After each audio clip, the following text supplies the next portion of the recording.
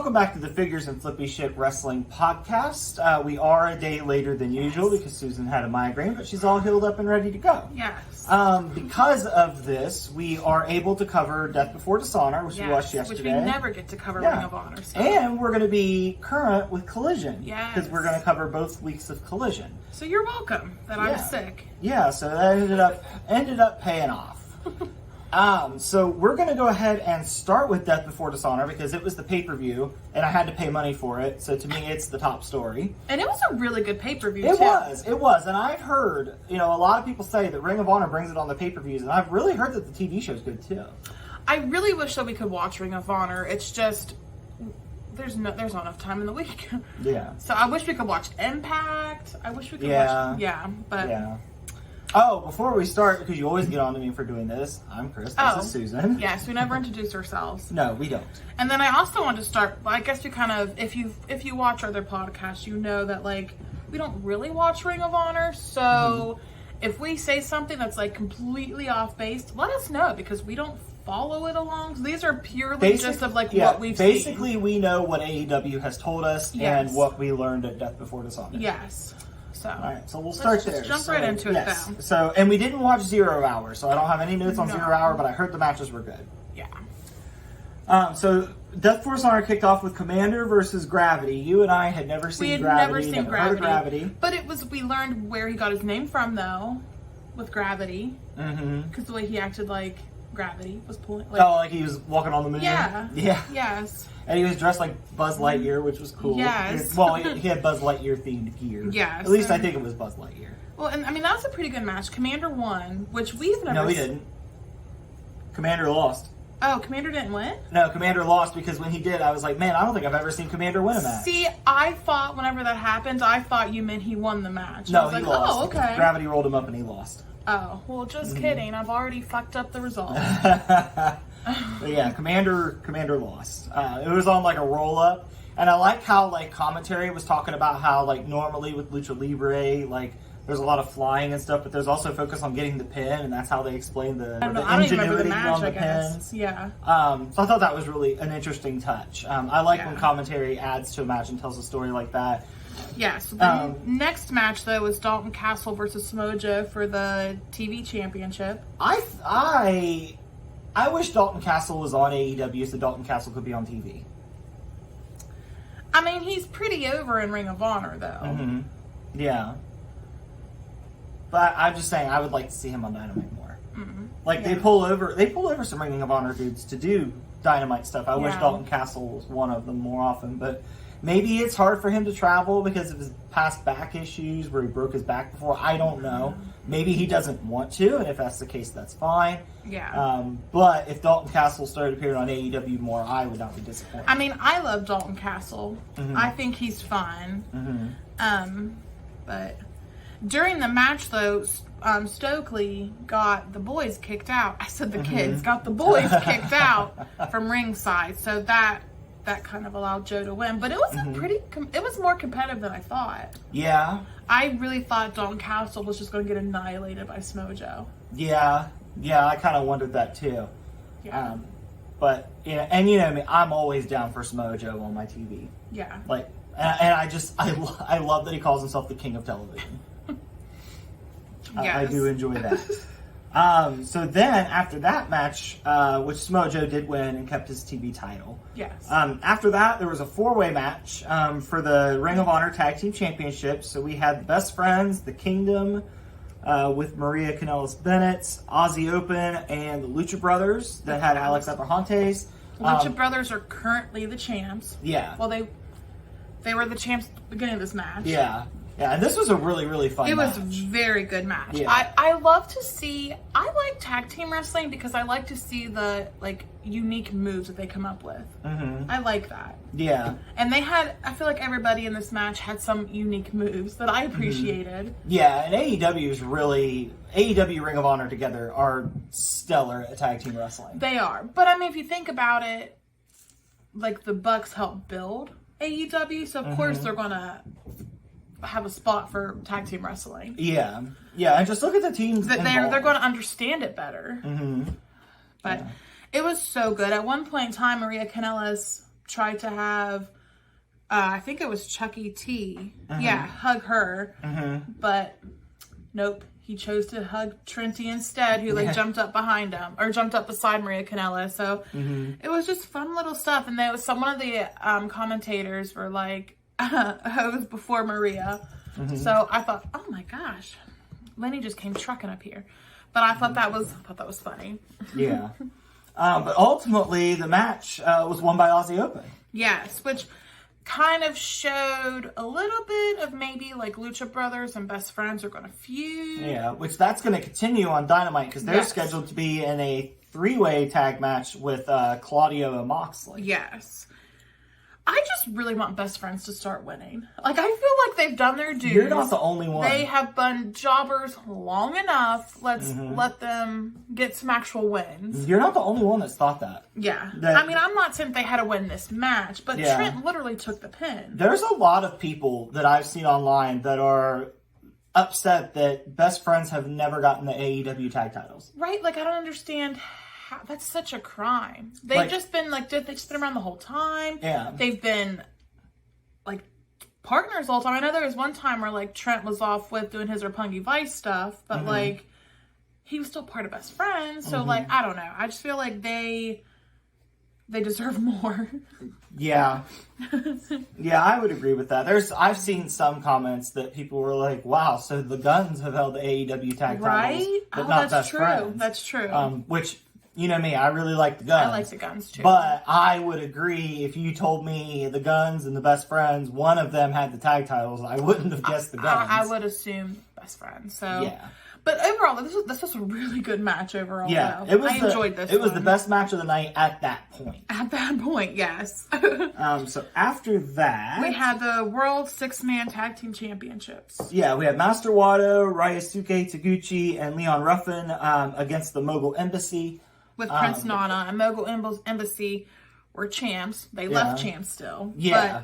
But, I always forget how good Leon Ruffin is, though, until I see him wrestle. Because we don't see him that often, do we? And we weren't watching. At least on AEW. We might see him more in Ring of Honor. But yeah, and we didn't watch him when he was in NXT. We weren't watching at that time. We heard how good he was. Yeah, because he was North American champion at one point. But yeah.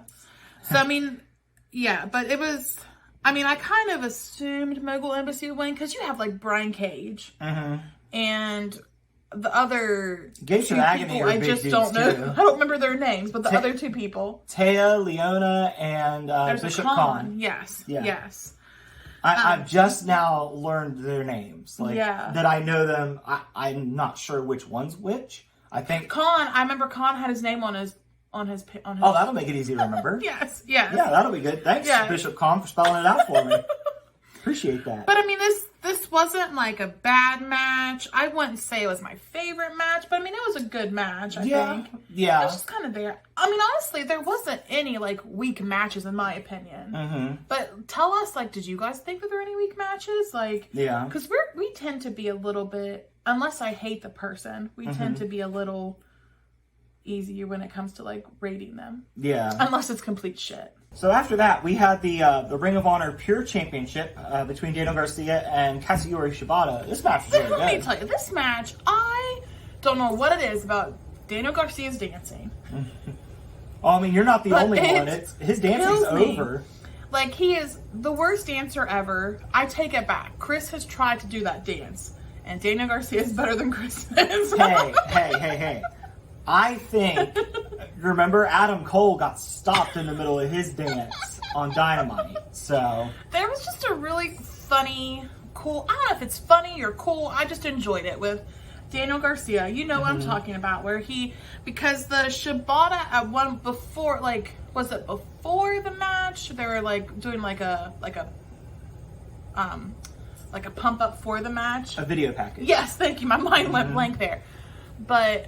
they did that, and Shibata was talking about how he hated the dance. Yeah, he's like, all he does is dance. So then, of course, Daniel Garcia made it his mission to dance in front of Shibata, but Shibata, like, wouldn't really acknowledge him. So Daniel Garcia literally, like, walks up dancing, does a circle around him dancing, And then he sits down while still dancing because Shibata had sat on the ground. So Daniel Garcia just sat down with them dancing the whole time, and then he danced on the ground, which I will say, Daniel Garcia, your dance when you're sitting on the ground just looks like you're humping. So, but it was just, I don't know, I really enjoyed that spot though. Yeah.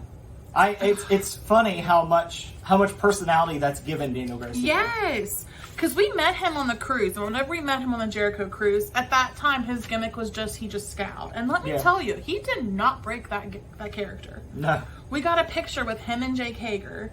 Jake Hager was smiling. Of course, he had his purple hat on. Daniel Garcia just looked annoyed, because even after I was like, dude, did we bug him because we got a picture? And you're like, I think it's just he's just never left his gimmick, which is why I never want to meet MJF. but yeah, I think Daniel Garcia is just so good at what he does.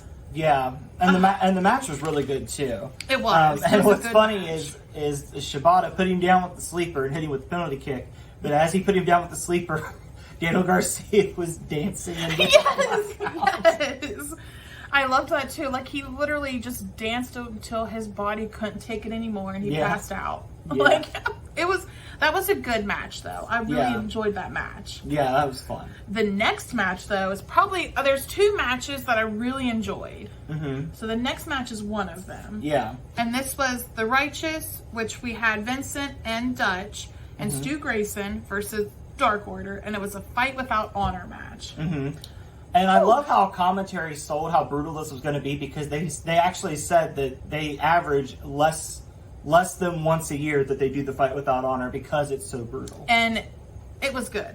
It was no blood and guts goriness. Yeah. But it was pretty brutal. It was an excellent match. Good for Dark Order. Yeah. For showing up for this, because I think this is what Dark Order needed. I don't know much about The Righteous. I knew of Vincent because whenever we were at, was it Pittsburgh?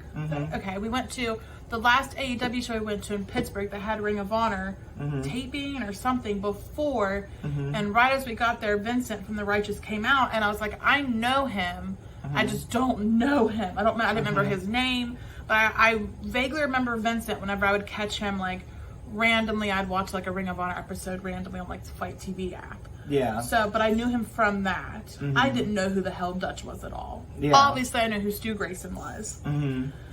But, and obviously, I know the Dark Order. Yeah. I feel like you're not going to get this reference, but some people might. Yeah. I kind of look at Vincent and Dutch as like the Dark Universe version of the Dude and Walter from The Big Lebowski. I was gonna say the Dude. I've heard you talk about the Dude. So yes, I don't get it, but yes. But is Dutch the Dude? Huh? Did you say? No, the other. Vincent would be the Dude, Dutch would be Walter. Isn't the Dude that the one that was played by Jeff Bridges? John Goodman was Walter. Oh. You need to watch that movie with me. It's my favorite movie of all time. I've watched it. I know, but you don't get it. It's my favorite movie of all time. I didn't get the appeal of it now. It's just not my cup of tea. I like cheesy, hoary, and like stupid movies like Pineapple Express. Dazed and Confused is one of my favorite movies. So cheesy, hoary, and movies like Dazed and Confused are my favorite. You know I mean, The Big Lebowski's kind of a stupid movie. Yeah. Why didn't I like it then? Well, that's not important now. Really. But nothing. Well, I mean, things happen. But, yeah. But anyway, back to this match though. Yeah.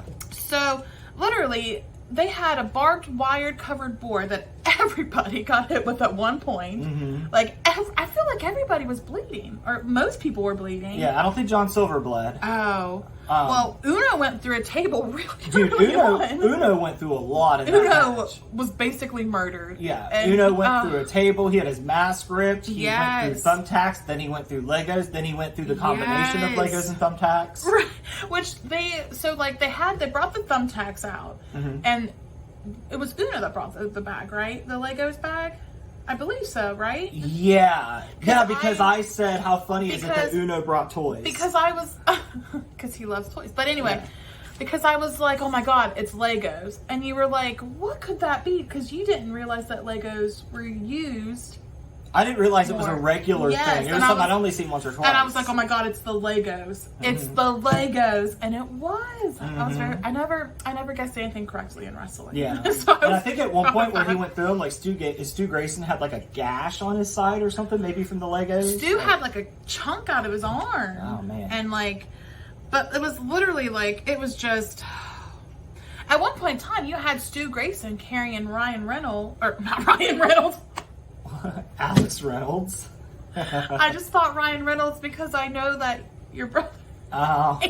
Of course, I would say Ryan AJ Reynolds. probably wishes it was Ryan Reynolds. But Alex Reynolds, I'm all flustered now. Stu Grayson literally carried like Alex Reynolds like so far, and he just made it look like it was nothing. Like, so Stu Grayson's hella strong, which I should have guessed because I watched the angry Stu Grayson rating gyms. Yeah, on Uno's channel. Yes. But literally the ending of this was Stu Grayson put Uno on tables. Well, we got to mention what John Silver did, because this was just savage.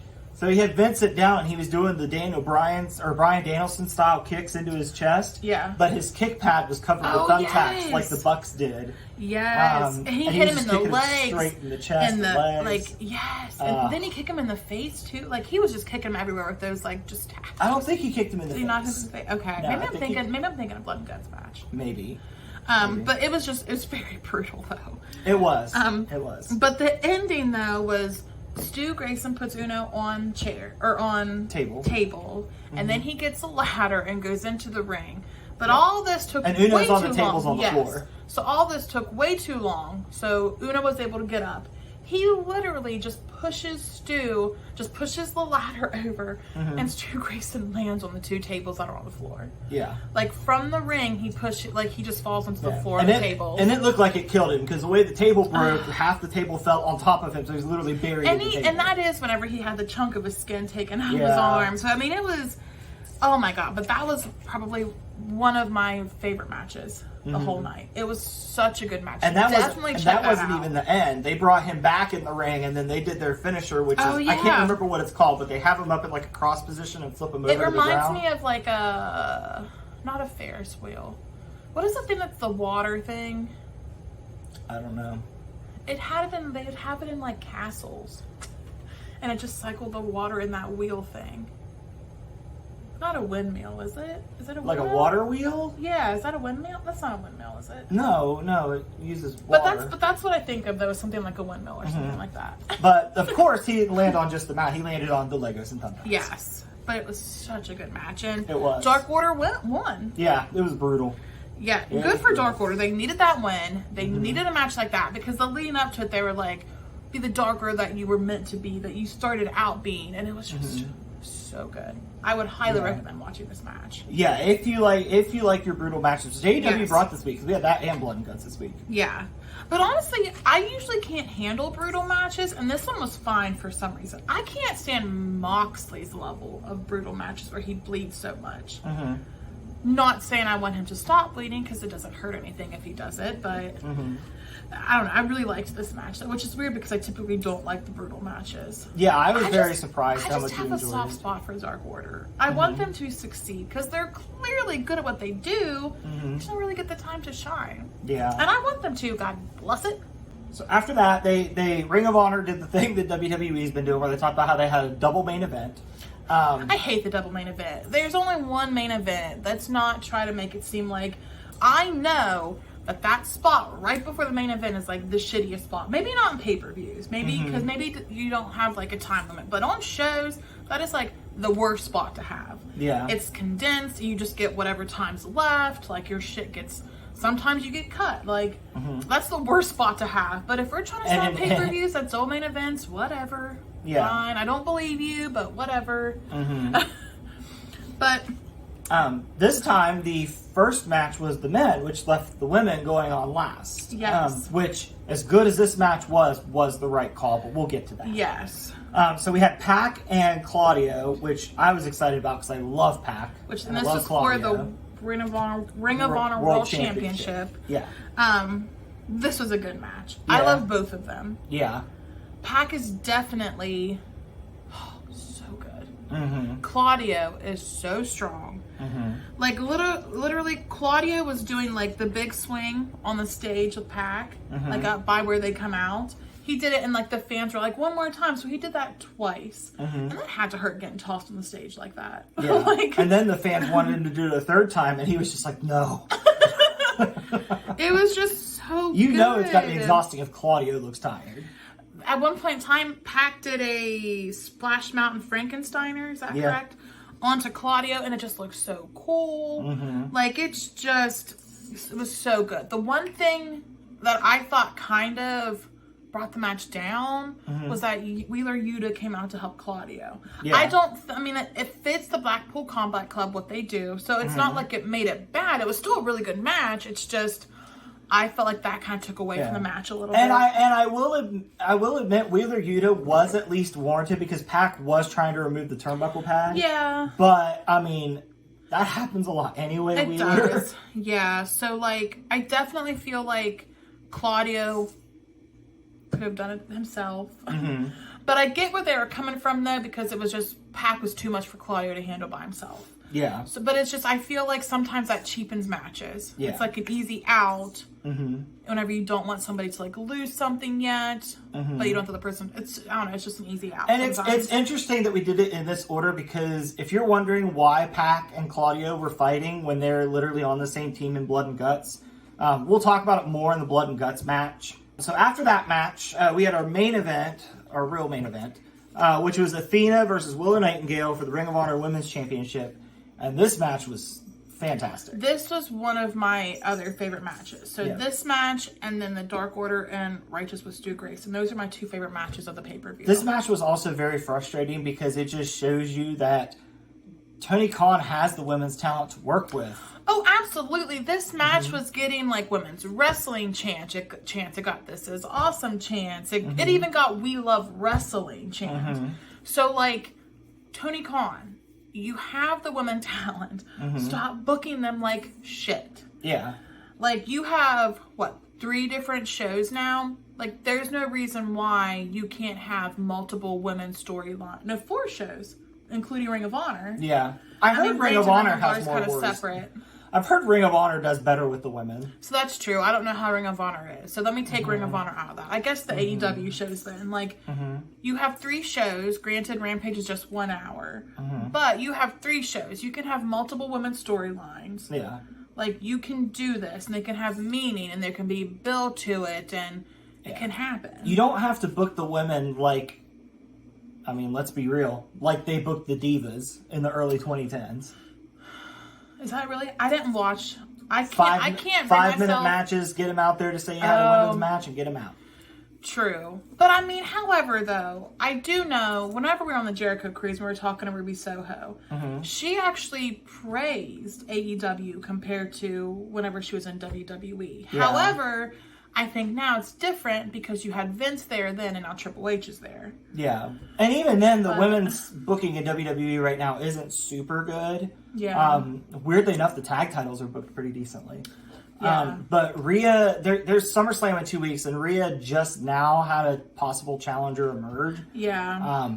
But, I mean, for AEW, though, like, I just feel like Tony Khan could do better. And this match proved it, because this match was really good. I mean, they were so brutal. Yeah, there was callbacks to other women in Ring of Honor's finishers, which was really a cool touch.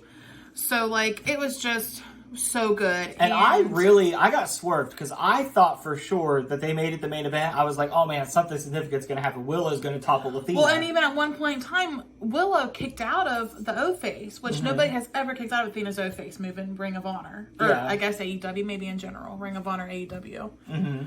But Willow kicked out, but then she did her finish. I don't know what Willow's finish. The Dr. Bomb. Okay.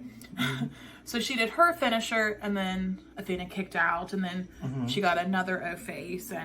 But it was just so good. And honestly, like, Athena had to do an O-Face and a submission move. And Willow never tapped out. The refs had to, like, literally stop it because Willow couldn't continue. Yeah. Such a good match. Yeah. The one looked baller. The one thing that kind of cracked me up, though, this is a small thing, is they kept showing that Willow's family was there.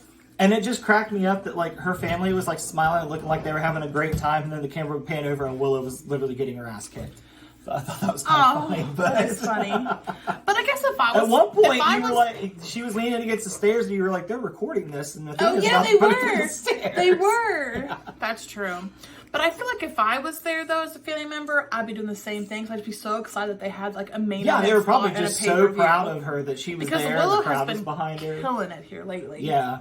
All because Mercedes Moné got hurt. She was just, like, upward what's that word? Trajectory. Yes. Yeah. So...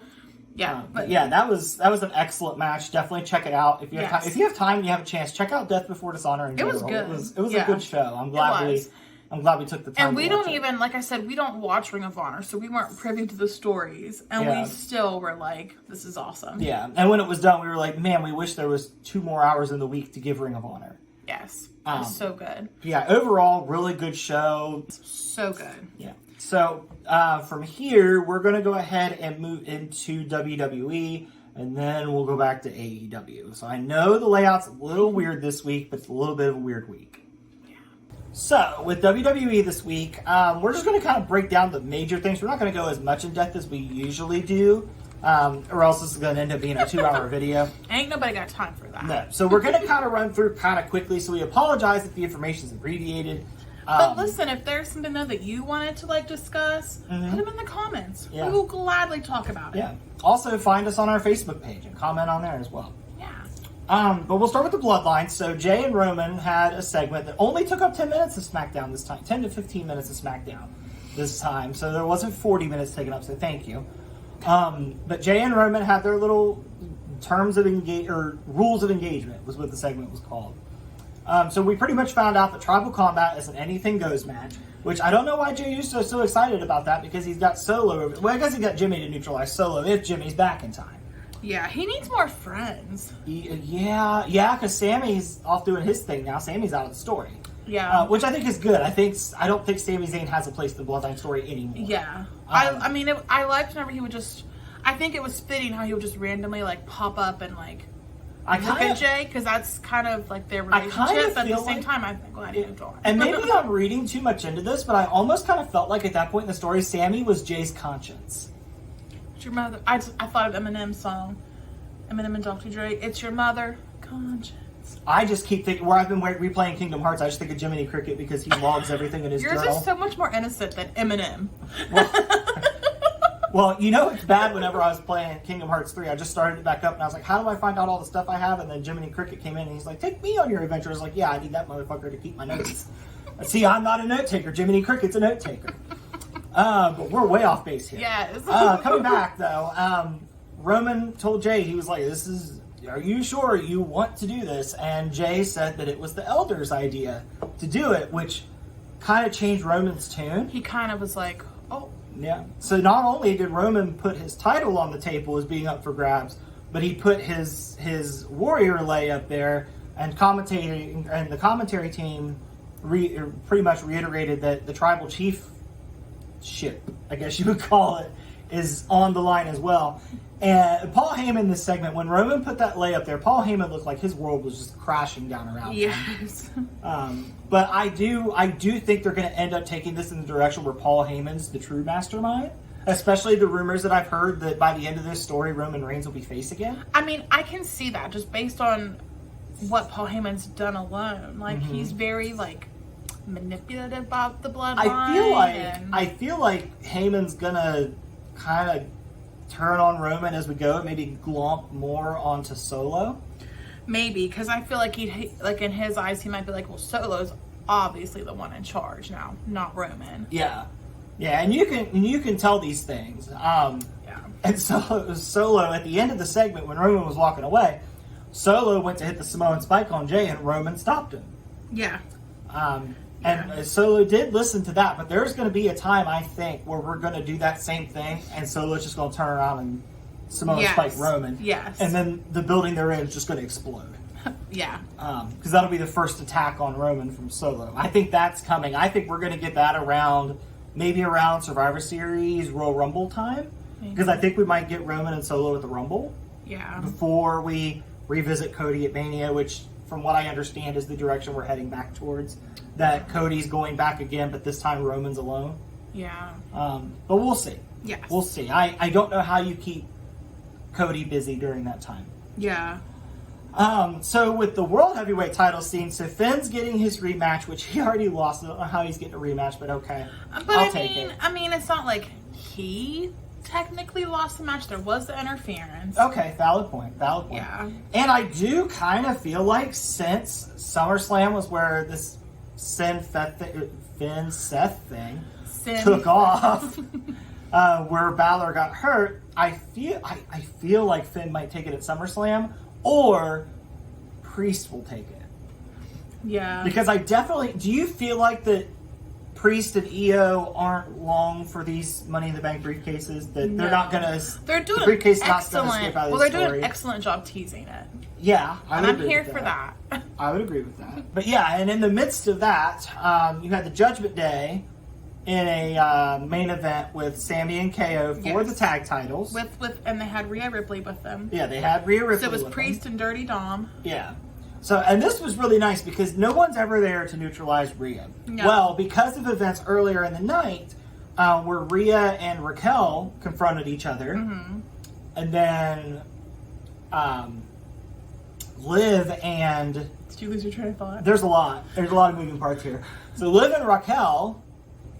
Liv was pissed because Rhea beat up Raquel before their tag match with Sonya and Chelsea Green. Yes. Which Sonya and Chelsea Green won. They're the new women's tag champions. Yes. Which is not surprising. That's fun. I'm happy for them.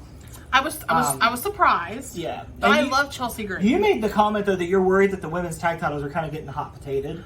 Yeah. But what I feel like happened was Ronda's deadline's coming up, and they're like, well, if we want to do this Shayna feud, we need to do it now, so we need to get the titles off of them. So they gave them to an established team in Rhea and Liv Morgan, or Raquel and Liv Morgan, because they would come across as a threat because they're established and they've had them before. Yeah. Oh my God. So breathe. now, I know. So now we've I feel like Excalibur over here. I know, just so breathe. now we've transferred those titles over to Sonya and Chelsea, where they might stay for a little bit. Yeah, hopefully. But anyway, coming back to the main event, Liv was pissed that all this went down, so when Rhea started getting involved in the Sami Zayn Kevin Owens match, Liv came out and took care of Rhea. Yeah. And that was enough that Sami and KO retained their titles. And that was a really good match by them. It was. It was a good match. Sami Zayn and Kevin Owens are starting to become two dudes that I don't think they know how to put on a bad match. Yeah. I don't think it's in their vocabulary. No. Which is fantastic for them. Yes.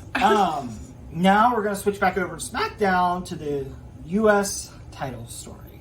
So, we had our four-way. We had Mysterio, we had Cameron Grimes, we had Sheamus, and we had LA Knight. And in the back of my mind, I was like, man, I really hope LA Knight takes this, but I could see them wanting to do the Rey Mysterio Santos story. What did WWE do? We're getting Santos versus Rey next week. Now, granted, LA Knight got a lot of shine in this match. He got to cut a promo before the match. Mm-hmm. A lot of the match was focused on him. Yes. It was focused on the crowd reaction to him because they talked about it all through commentary.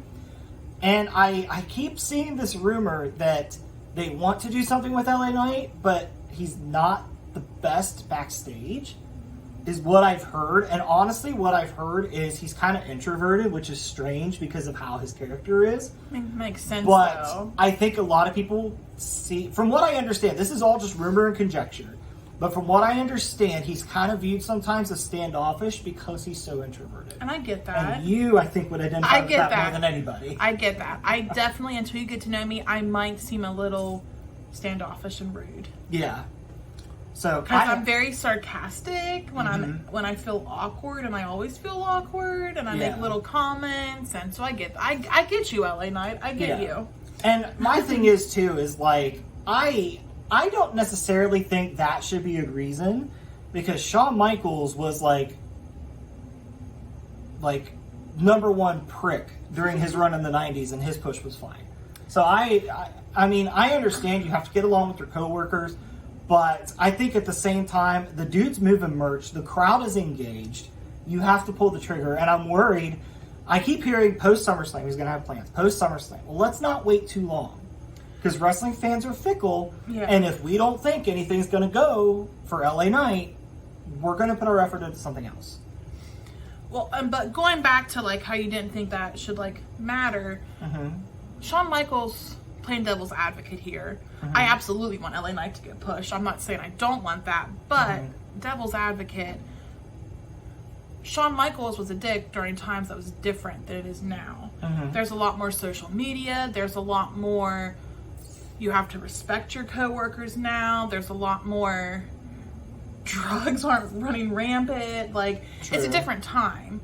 Yeah. So I'm absolutely saying that I'm not saying that I don't want LA Knight to get pushed. I do. I really like LA Knight. Not as much as you, I don't think. But I do like him. It's just, if he actually is being those things backstage, and it's not just because he's like socially awkward or something, then there should be a consequence. Yeah.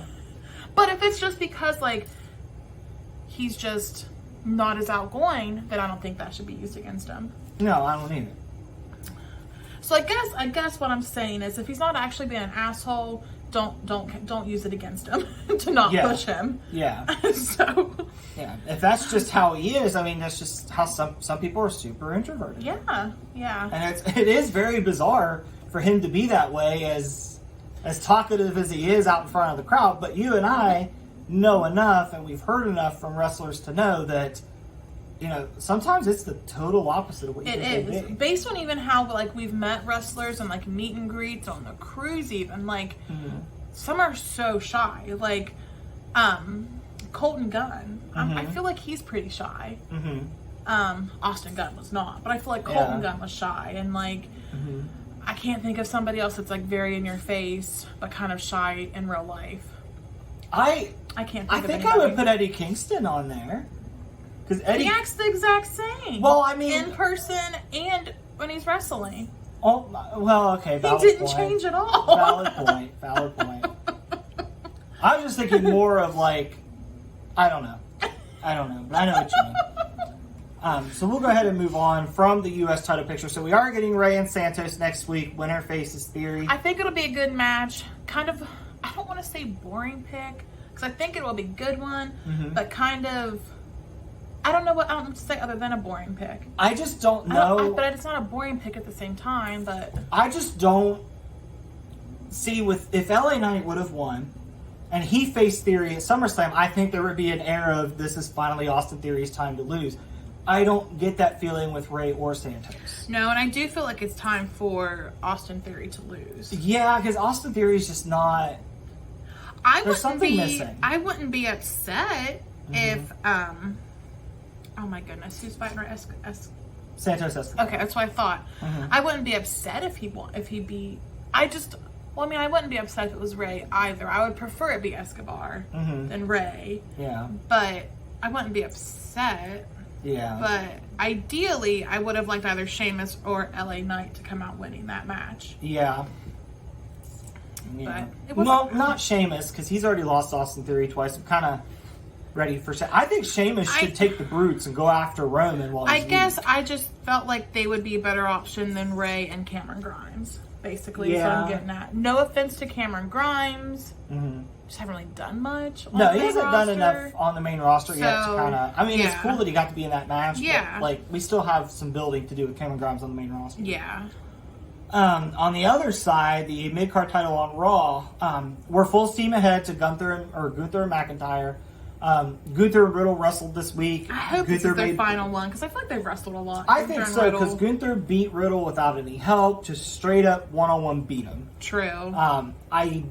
I really hope that McIntyre doesn't take the Intercontinental title off Gunther, because Gunther is so close to breaking the Honky Tonk Man's reign. I think we should just do that. I mean, we did it for Roman to get to 1,000 days. I think we could do it for Gunther. Right. Yeah.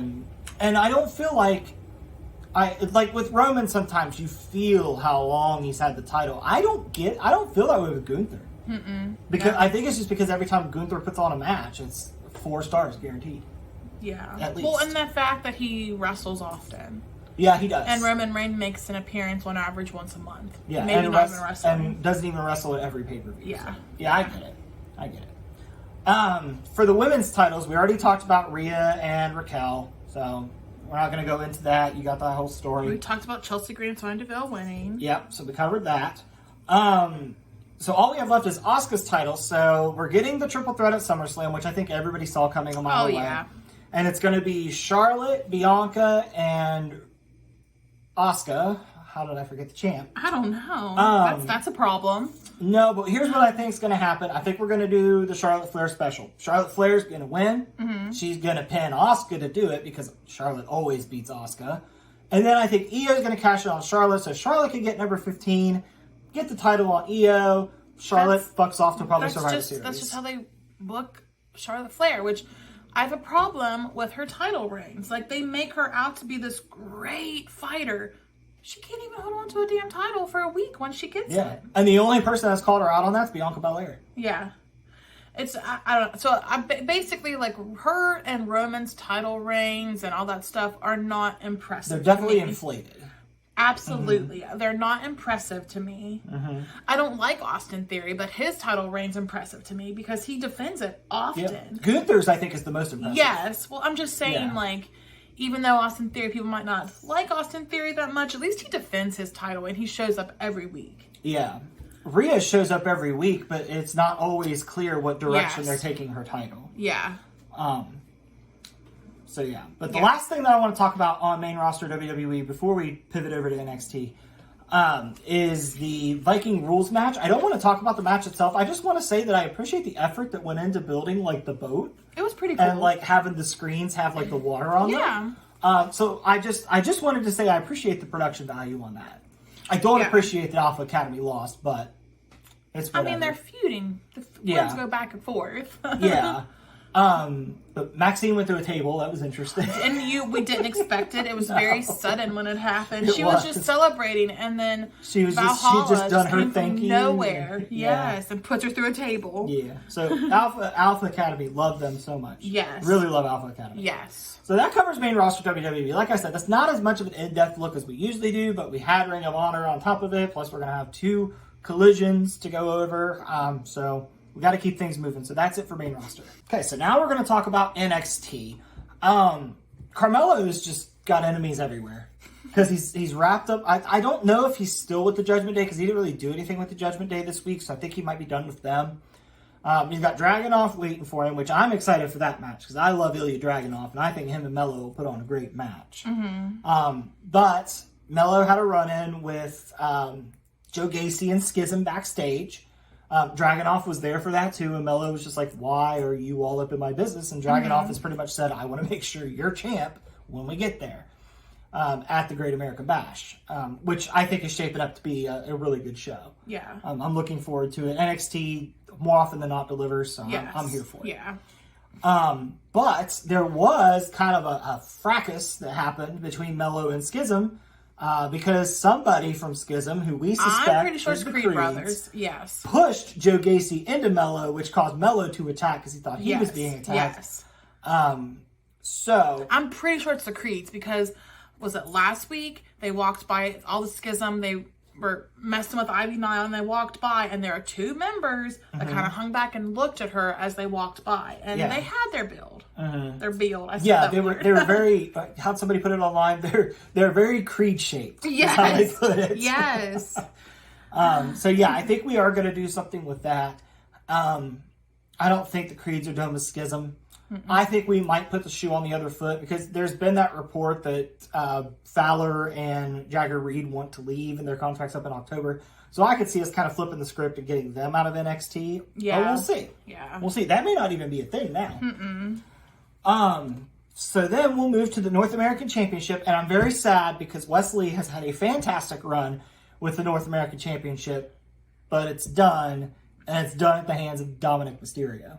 With interference from Finn and Priest. It took all 4 and Rhea. It took all 4 Judgment Day people to put down Wesley. Yes. So I'm okay with that. And I'm very conflicted too, honestly, because I feel like Dominic is the perfect person to get good heat with the title on NXT because I'm not saying that NXT isn't as good as main roster talent, but Dominic, I think, will use that to be like, well, I'm a champion too. You know, I feel like he will use that to make it more inflated than what it actually is. Yeah, and he's already defended it. He defended it against Butch on SmackDown. Yes. In a pretty good match, but once again, he needed help to beat Butch, which is fine.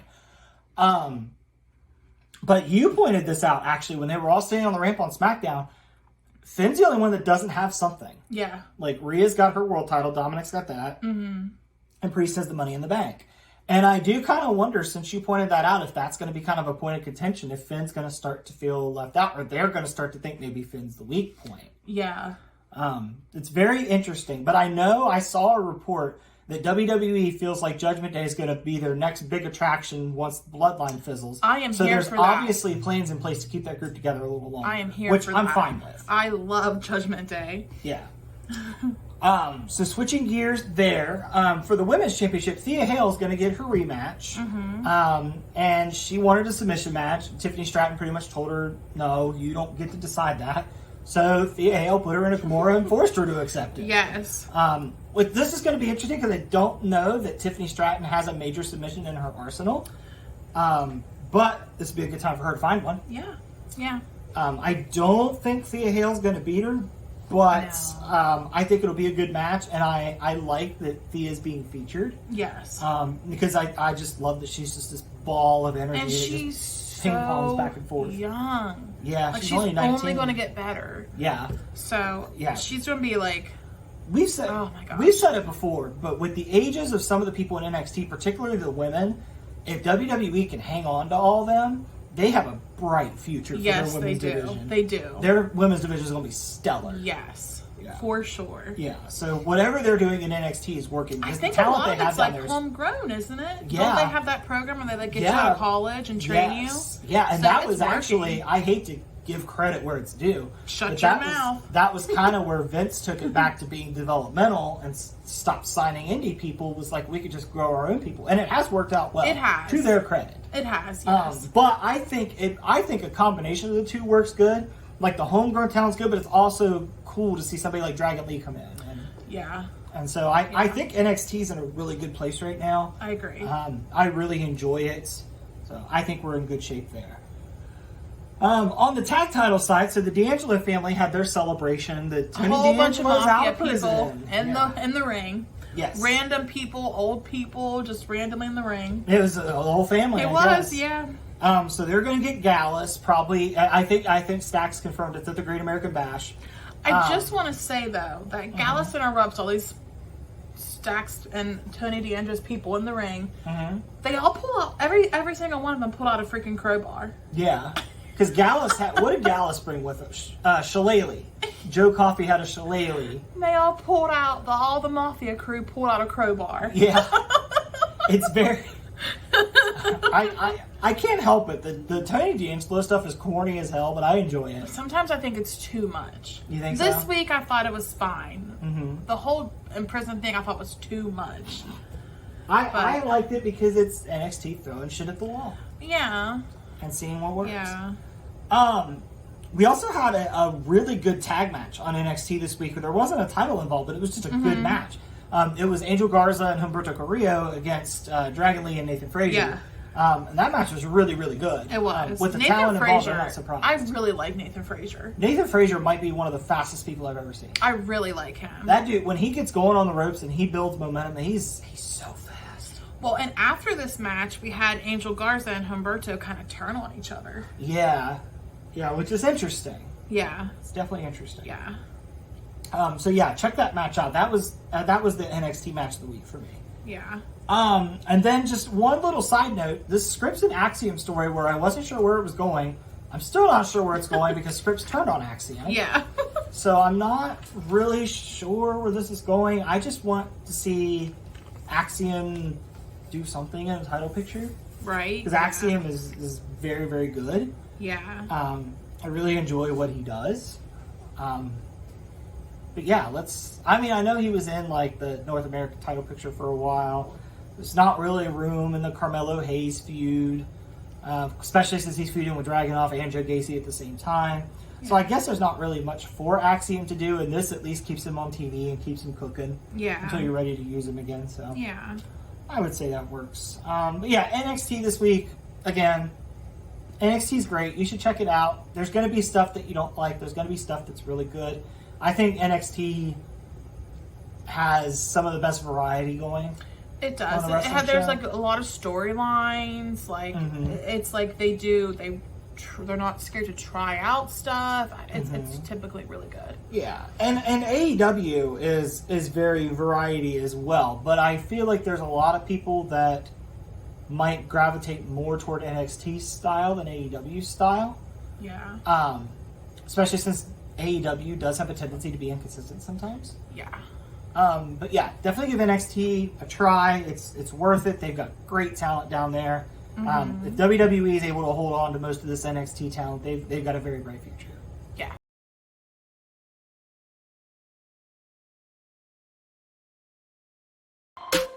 All right, so we're going to switch gears over to AEW for the tag team for the tag team division.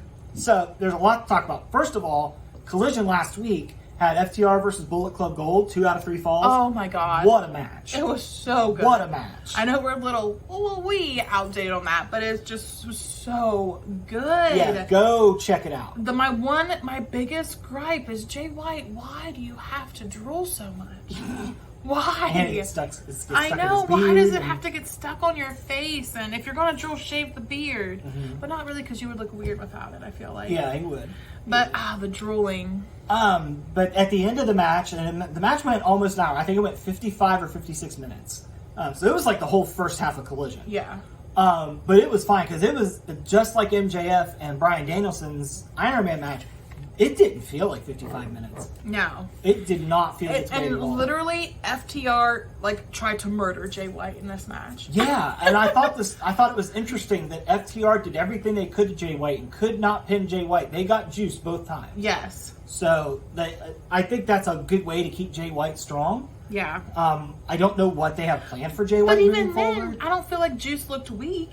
Because it was a good fight from those guys. And what's interesting is I say that I'm not sure what they're going to do with Jay White, because it did seem like we were pivoting towards a Jay White and CM Punk feud. But last week was also the Owen Hart Cup Finals. Ricky Starks won by nefarious means, and on this week's Collision, Ricky Starks was healing it up pretty good. Which I need to take back my comment I said last week on the podcast, because I said we all know CM Punk's going to win. I legit thought it was a sure thing. Yeah. I let my hatred cloud my vision. Is that the right saying? Cloud my vision? But no, he did not win. Yeah. The Owen Hart tournament. I was wrong. No. Ricky Starks won by holding on to the rope. Yes. But going back to the tag team titles, so MJF and Adam Cole won the tag team blind eliminator tournament. They won it against Daniel Garcia and Sammy Guevara. They started the match with a dance-off, which FTR took exception to on Collision. Yeah. They were not happy about that. That's just not their thing. They're not a goofy wrestling type of thing. They are not goofy wrestling for life, lifers. No, they're not. They're not. But that match was fun. MJF and Adam Cole actually won with the double clothesline. Yes. Which is hilarious, because double clotheslines are hit all the time. And FTR was like, a double clothesline, really? Yeah. So, yes. But at the end of that match, Adam Cole was given the title to give to MJF, and Adam Cole looked at the title a little too long, and MJF kind of flipped out. Yeah. And MJF played it so well. Like, he was like, oh yeah, it's my bad, I got too into it. And then as soon as Adam Cole turned his back, MJF went from to sky. Yes. And it's like, oh, MJF's turning. Yes. He's turning. Which is crazy, because they have moved so much merch in just the few weeks they've been together. Yeah, AEW's top selling they're shirt. gold together. They are, and it's going to be really sad when it falls apart, because. But it's MJF. Do any of us really expect this to last a long time? It's MJF. Yeah, but it's interesting because I don't know what we're doing with the world title, because we kind of have two different things going on. So MJF doesn't really have a feud for the world title right now, but it feels like it's going to be Adam Cole based on the turn, based on the fact they had a draw, so they still have to settle that. But over on Collision, CM Punk confirmed that in his bag he's carrying around the AEW world title, and he keeps saying that MJF's ducking him and won't fight him for it. So I'm really not sure what we're doing with the AEW world title right now. Yeah, I don't know. I feel like before Punk came back, it was pretty straightforward that it was going to be MJF and Cole. Maybe we're going to do a triple threat. That could be fun. But I don't know. I do think that at the end of it all, I think MJF's going to keep the title because I think MJF was going to take it off Punk in the first place. Yeah. When Punk won it when he got hurt. So I think, and Tony Khan doesn't like to change plans. So I think that might just be his way of finishing that part of the story he wanted to tell. I think MJF will survive Punk. Yeah, I hope. I think he will. Yeah. I think he will. So that's what's set up for next week. Well, we on didn't Collision. mention that Willow beat Ruby to win the women's Owen Hart Cup. Yeah, I was Did we just wrapping mention up the tag story. Oh. But yeah, for the women's Owen Hart Willow one, which once again I ate my words on that because I was like, oh, Ruby Soho won that. Right, yeah. So the Owen was unpredictable for both of us in different ways. Yes. Actually, no, the same way for us because I also thought Punk was going to win. But yeah, they definitely seem to be high on Willow with her winning the Owen Hart tournament and then the match that she put in with Athena at Death Before Dishonor. Yeah, which, oh my god, that match. Yeah, that was. We already talked about it, but it's so good. Yeah. And yeah, like I said, Ricky Starks held on to the rope to beat Punk. They did a tag match this week where it was Ricky Starks and Luchasaurus. Or not Luchasaurus, Christian Cage. It was Christian, yes. Yeah. Because Christian Cage claimed... Christian Cage just made the funniest statement to Punk. Mm-hmm. He was making fun of that Punk was carrying around the title. And he's like, who carries around a title that they didn't even win? As he has Luchasaurus' title on his shoulder. I love that. And CM Punk was just like... Yeah, I love that Christian is so not self-aware right now. I love Christian Cage. Yeah, I do too. But it was fun to see him wrestle again. We haven't seen him wrestle since he wrestled Wardlow. But him and Ricky Starks actually beat Punk and Darby Allin. Yes. In that match because Darby Allin won the Royal Rampage to fight for the TNT title All Out. So, like I said, there's a lot of moving parts to this too. So Darby Allin won that, went over to Collision, wanted to help CM Punk when CM Punk came out and called out Ricky Starks for cheating. And Punk told him, he was like, I'm not mad, I'm proud of you, but can you live with that? And that kind of seemed to get under Ricky Starks' skin. I'm really kind of sad that Ricky Starks is heel again.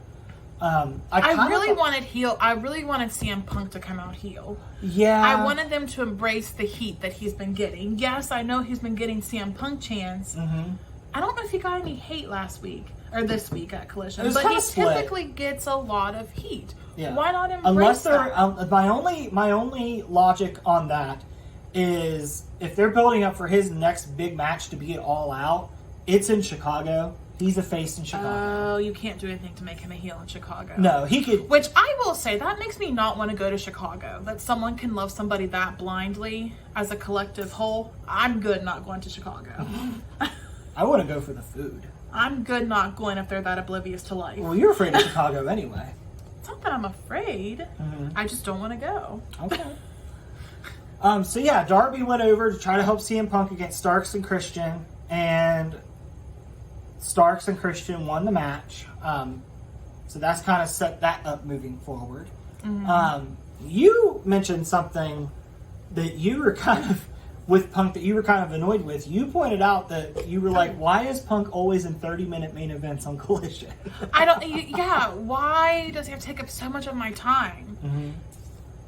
That's brave, because that mofo couldn't stay, like, he was injury prone before. So why give him all this time to potentially get injured again?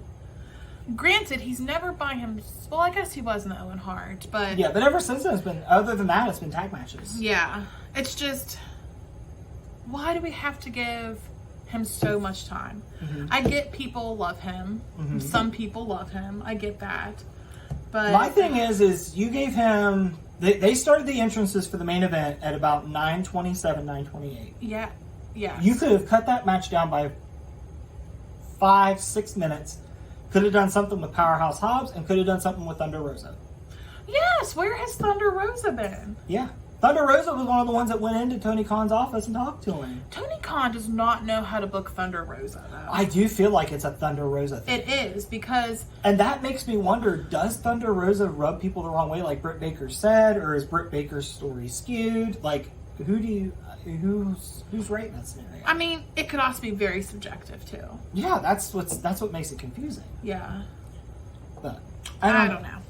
Speaking of heel turns, Jungle Boy fought Hook this week, and before the match, he buried his boots in the desert. Yeah, he buried his old self. It wasn't just his boots; it was like him dragging a dead body. Yeah, which was his old Jungle Boy. So he buried himself, his old self, in the desert, and then he came out and beat Hook for the FTW title. And also he came out to like a Beethoven song. I think it was Bach. I think I was wrong about that. I think I was wrong. Well, obviously we don't know our classical music. No, I used to. I am not ashamed to say I do not know it, and that's okay with me. Yeah. It doesn't bring me joy. So Jungle Boy beat Hook for the FTW title. So Hook has had his first loss in AEW now. Yeah. So I don't think there's anybody else in AEW that has like a super inflated undefeated record, because Jade went down and now Hook's gone down. I will say that I am very excited that Jack Perry is heel, because let me tell you, he is just killing it. He's so funny. He has a lot of like, you can tell that I think he's worked a lot with Christian Cage to get to his heel character, because he's very much kind of taking parts of Christian Cage, and I'm here for it. And I love that kind of heel. I know I've seen some people say that, like, you can tell his inexperience in the mic and stuff. It's going to take time. He has social anxiety. Yeah. Like this, I think it's such a big deal for him. From my perspective, as somebody who has a little bit of social anxiety, the fact that he gets out there every week, and he's not had the best response from fans. Even as a face, people would cheer, like boo him. They would what him, that stupid what chant, and like I think he's done a very good job handling his social anxiety with doing his mic work. Yeah. So I'm not going to fault him. Well, back when we went to it was only the 4th Dynamite in Charleston when we went. You got to meet Jurassic Express, and I always forget about that. And you said that Jungle Boy was definitely the most shy of the 3. The one person that talked to me the most was Luchasaurus, and I mean, Marco Stunt. My God, yes, Marco Stunt talked to me, but like Jungle Boy, he wasn't rude to me. Like he smiled at me, like, but he didn't really talk to me much. Yeah, but so you kind of knew then that he wasn't as outgoing. And even on the cruise, him and Anna Jay just kind of stuck to themselves. They didn't really hang out with the fans that much. Yeah.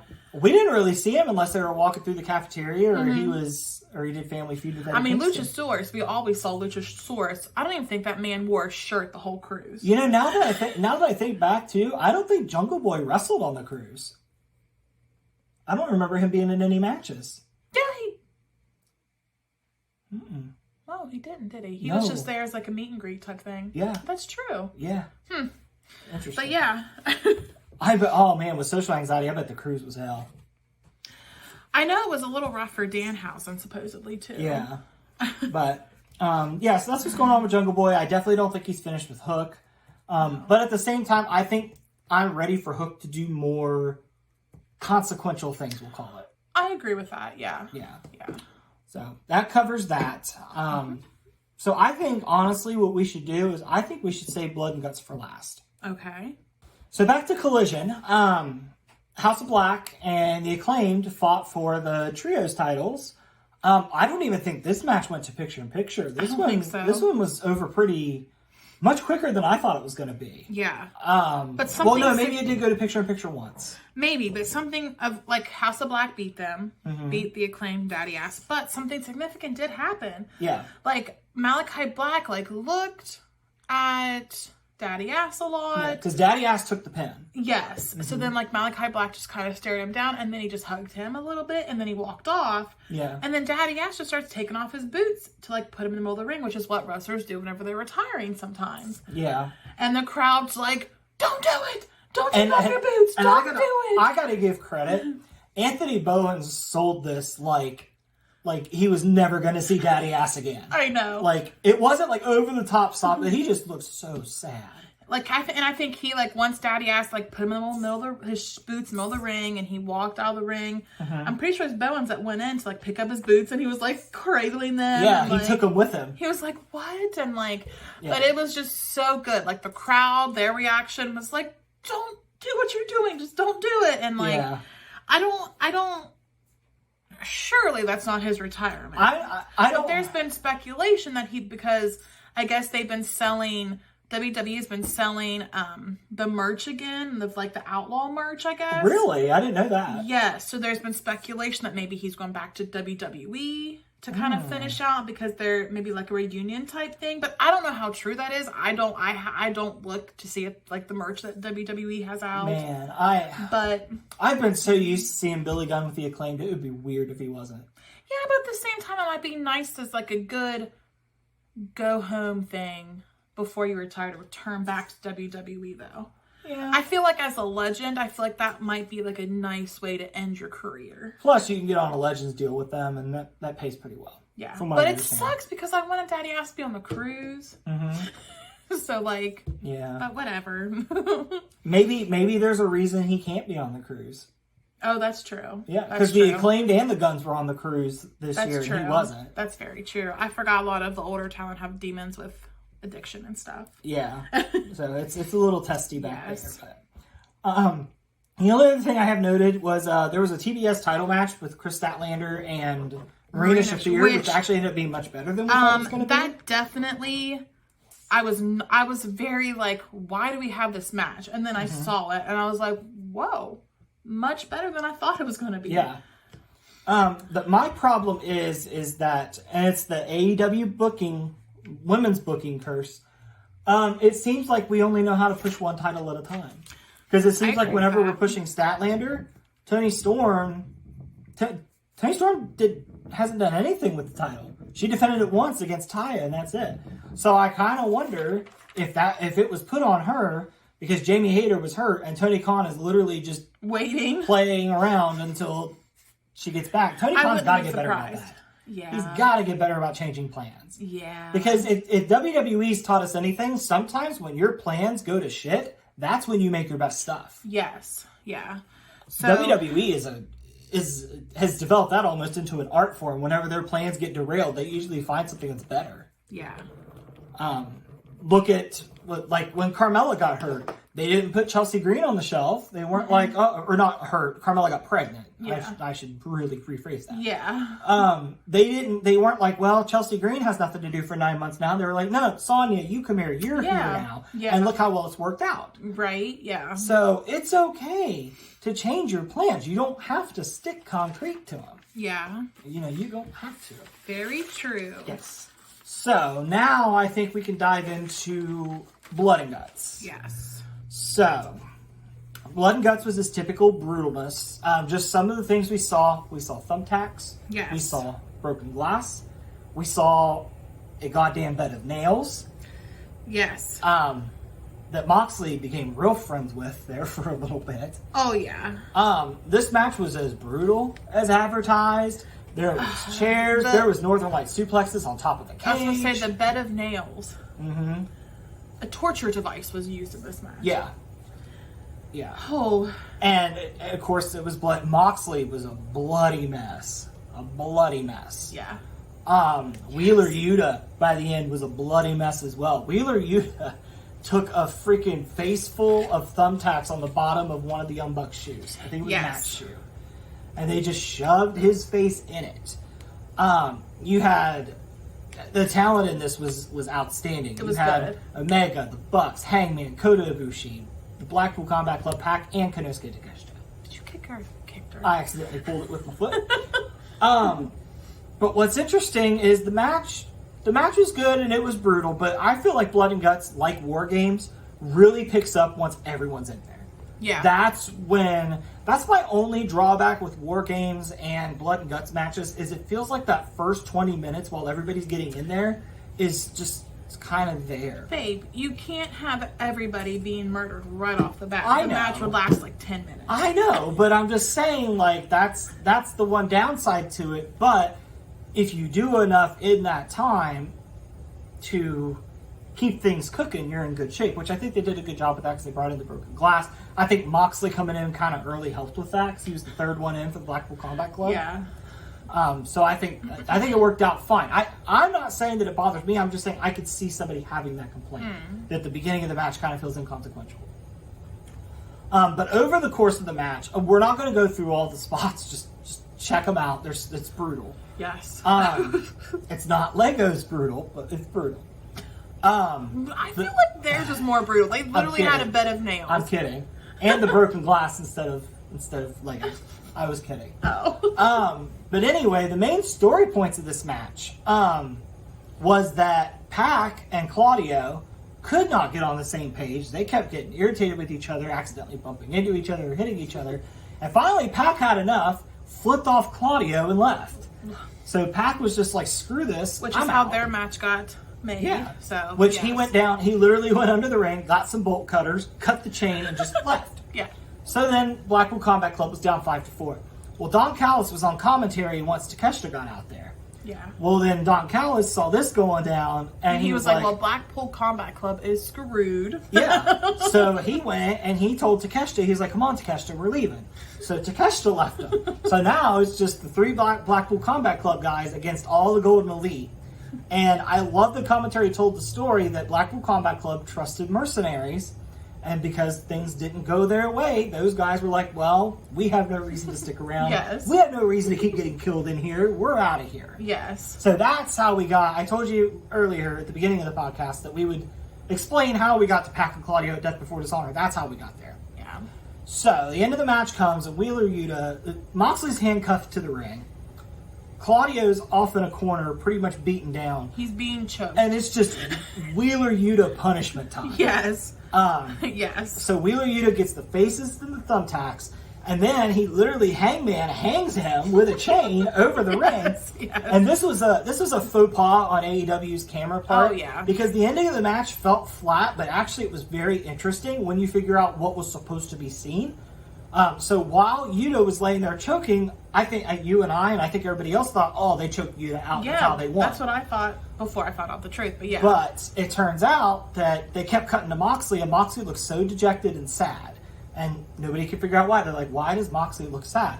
Well, it turns out the camera missed that Moxley gave up on Yuta's behalf so Yuta wouldn't die. Yes. Yes. So Moxley showed a little compassion toward his teammate, which is funny because with Wheeler Yuta, it's always been a tough love thing. It has been. They're like Bryan Danielson's always like, we basically is like they torture him to get him strong. Yeah. Like that's basically what they always talk about is how they tortured Yuta to make him so tough. So I've seen where they might tell the story when Danielson gets back that he's going to call out Moxley for being weak. Oh. Yes. And there might be some infighting in the Blackpool Combat Club. Is he going to be an amateur? Because people kind of feel like Blackpool Combat Club has kind of done everything they can at this point. And it's time to start maybe having them do some infighting. But I don't know. I really like the Blackpool Combat Club. I do too. I really like this mean edge that they have too, but I feel like them losing to the Elite kind of feels like the beginning of the end for them. I hope it's the end to this feud, but I think it is. It is, because after Dynamite went off the air, they shook hands with the Elite, and it seems like it's all settled. That's good. Yeah. So I'm interested to see where the Blackpool Combat Club goes from here. Apparently, Wheeler and Claudio are still friends, because Wheeler helped out Claudio at Death Before Dishonor. Yeah. But... well, Wheeler and Claudio are kind of like teamed up together in a way. Yeah. They're definitely like the Ring of Honor branch of the Blackpool Combat Club. They are, yeah. So yeah, that was this week in wrestling. What a fun week! It was a very fun week. It is. Collision's cooking. Death Before Dishonor was going to great. actually say, if I had to pick my favorite show this week, I think I'd pick Collision. Wow, that says a lot about Collision, seeing as how much time CM Punk takes up on it. And you still think but it was even your though favorite I show. don't like Punk, I can't stand Punk, I can still enjoy the show. Yeah. True. I believe it or not, I know I've been a salty bitch about Punk in these podcast episodes, but I can't separate.